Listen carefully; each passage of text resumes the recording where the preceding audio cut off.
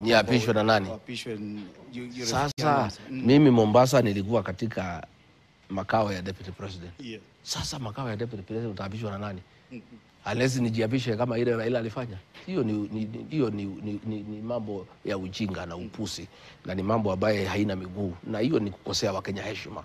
Mimi niliongea mchana, sikuongea usiku. Sikuwa na wakili, sikuwa na yote, nilikuwa hapo mimi peke yangu.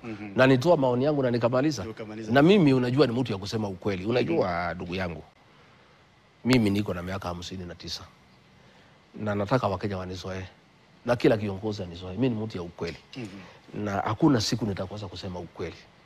Niliita hiyo press conference niseme ukweli na moyo yangu initoke. Asante. Na vile nilipendekeza, rais alikubali na akakutana na hiyo watoto ya Gen Z katika X-Space na mambo ikaanza kutembea. Lakini pia mwenzako naibu rais, swali ambalo nilikuwa nataka nikuulize, nilikuwa nataka unyoroshe tu hiyo mambo ya hiyo press conference.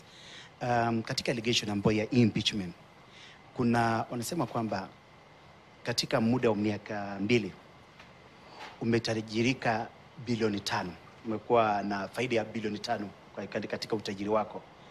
Na mshahara ambao unapata ni mdogo sana. Kukakuwa na allegation kwamba katika mambo ya kuna contractor ambao kule coast, hiyo maeneo ya pwani, ulidivert njia iende katika hoteli yako ambao ni among the ground ambao iko katika hiyo impeachment. Sitaki niingilie hiyo ground kwa sababu sijasiona. Lakini ukweli ni kwamba Wakenya wanajua nikija kwa hiyo ofisi sikuwa maskini. Utajiri wangu ilikuwa imeandikwa magazeti kila siku kama nakumbuka. Sijui kama unakumbuka. Ilikuwa kwa vyombo vya habari kila siku. Mwaka wa 2019 nilikuwa nimeandikwa niko na 12.4 billion. Mwaka 2022 nikaandikwa niko na 7.4 billion. Hata ile mashitaka nilipelekwa kotini ni hiyo mabilioni nilikuwa naye. Mimi sikuja kwa hiyo ofisi nikiwa maskini. Nilikuja ofisi nikiwa na mali yangu. Na mimi hakuna mali nimetafuta kwa serikali na sina haja na mali yoyote kwa sababu mimi watoto wangu ni watu wazima wako kwa mambo yao. Bibi yangu ni pastor, matumizi yake ni kidogo. Mimi mwenyewe niko hapa niko na mshahara. Mimi hakuna pesa natafuta kwa hii serikali. Lakini mimi nikiingia kwa ofisi nilikuwa na mali yangu. Na hakuna Mkenya hajui Rigathi Gachagua alikuwa na mali. Hata mambo ya mali yangu yote iko kwa record kotini. Ukiangalia ile magazeti iko ilikuwa inaandikwa headline, ako na pesa hii, ako na hapa 1.2 billion, ako na hapa. Lakini tukiona allegations tutaweza kujibu.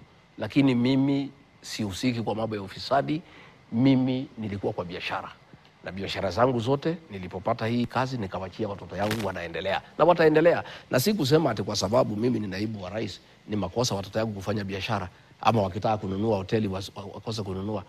Hawa watoto yangu wamechukua loan, kila record iko, wamenunua hoteli, wameandika watu. Watu wamefurahi sana Nyeri kwa sababu hii mahoteli ilifungwa. Na sisi tukiwa watu ya nyumbani tunaona haya tukiwa na wageni hawana pahali ya kulala. Tangu hiyo hoteli moja na hata si kununua ni kulisi. Sio hata kununua, wamelisi hiyo hoteli kwa KWS, hiyo inaitwa Treetop. Unajua watu wanaongea mambo hawajui. Hii maneno inaitwa hearsay. You know, ati imenunuliwa sijui ni leasing. Hiyo hoteli ya bana ya mtu ni ya KWS imekuwa list na tangu ifunguliwe watu 54 wanafanya kazi. Watu wanauza mboga, watu wanauza carrot. Utalii umeanza kuvuma katika section katika area hiyo. Sisi tunatafuta wawekezaji kutoka ng'ambo. Mimi kazi moja nimepewa na rais ni kuongea na wawekezaji kulete mali Kenya. Kama sisi tunatafuta wazungu wakuja wa invest hapa, watoto wetu wakiinvest hapa Kenya, iko makosa gani? Kusema mimi ni deputy president, si kusema ati watoto wangu hawezi fanya biashara, hawezi kuwa wakulima, hawezi nunua hoteli. Wataendelea. Bora hakuna kitu ya mtu ameiba. Tunangoja tuone evidence kama kuna pahali wameiba, kama kuna pahali wamefanya contract ya serikali. Watoto wangu niliwaambia, msifanye biashara na serikali. Nyinyi mfanye na private sector. Na ndio wanafanya. Wanafanya kazi ya ukulima, wanafanya kazi ya hoteli, wanafanya kazi ya real estate, lakini watoto wangu hawafanyi kazi na serikali. Na kama mtu ataleta evidence, aseme Ministry of Transport ama ya barabara imelipa mtoto ya Gachagua pesa fulani, waende walete. Na hakuna kitu kama hiyo. Hii tu ni watu tu kujaribu kunitafutia makosa kwa sababu labda kuna watu wamekaa pahali wameamua sitakiwi nimalize kipindi changu kama deputy president. Lakini kwa sababu hiyo maneno haija kuja ni hearsay. Tunaiona kwa magazeti. Sitaki nizungumzie. Mimi nasoma tu, nacheka. Ati hoteli sijui ati 3 billion wapi? Lease umeenda umekoboa hoteli ya mwenyewe ati umenunua 3 billion. Unajua sasa, unajua hii watu nafikiri wako very desperate ya kunipaka matope wakijaribu kunitoa kwa kazi, lakini they will be shocked wakati ikifika. Wacha tungoje, kama impeachment tuliambiwa itakuja kesho, tunangoja. Mawakili wetu wako tayari, wacha walete grounds, tusaangalia, tutajibu.